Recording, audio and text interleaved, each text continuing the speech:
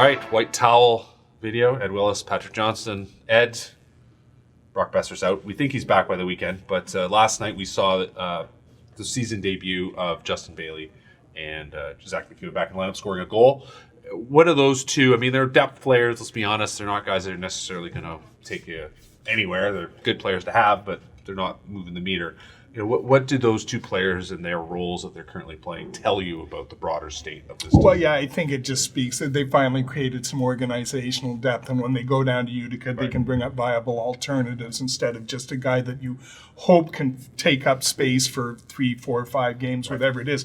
I thought both Bailey and McEwen gave them a big lift last night, especially in that first period. McEwen gets, the first goal. I still don't know what he's going to be down the road. I understand why they're infatuated with him. He's a big guy. He can skate. He's tough. He's decent in the corner.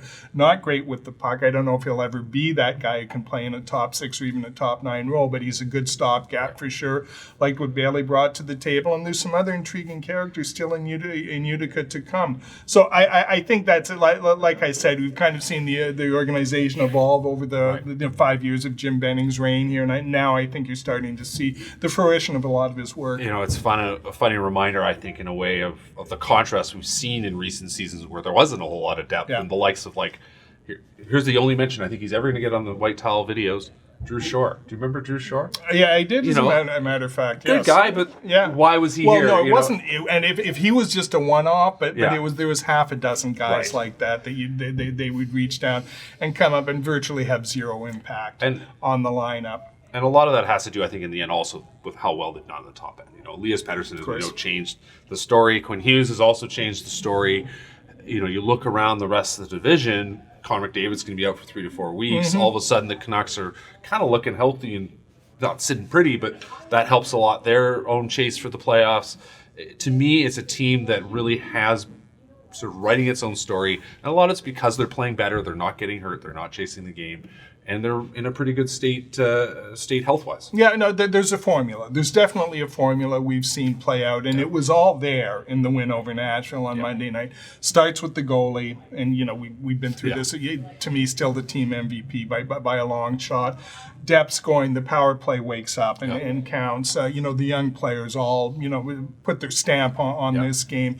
The things that we've seen when they've been going well, they were all there, and that's going to be the formula going forward for this team. The other thing that stands out to me is just the sort of calmness, the confidence. I think we're seeing a little bit. I mean, obviously they're not 2011 quality team, but there is a confidence there. And JT Miller talked about let's have some swagger, let's feel good about who we are. He said that in Boston.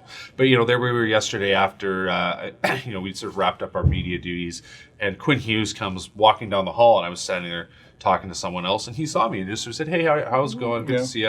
And it was just a reminder of what these kids are like, and they're just so sort of comfortable in their own skin already, which I suppose is a remarkable thing given what we know in sort of historical trends. But it also tells you this is a kid like Elias Pettersson who believes in what he's doing, and he's getting it done. And it's interesting you reference JT Miller, because I think that's where they take the lead from. Right. In that he is so much the kind of emotional barometer of this team, and that kind of that confident, that kind of that veteran presence, but who also steps up and is also a good enough player to carry a team through a game like that. 22 goals, he's already tied his career high, looking at 30. Deadline day is in a couple weeks, so we're a bit early maybe to talk about it. But Jim Benning did recently say JT Miller essentially his deadline move, he made it last summer. I don't see a whole lot of. First of all, the cap's a challenge, but I don't see a whole lot of room there to make any moves. They've sort of said they need to with Michael Furland. We'll see what happens there. I expect him to go to Utica later this week. Yeah, I think Furland's their deadline deal, and beyond that, I think it also ties in with what they have in Utica.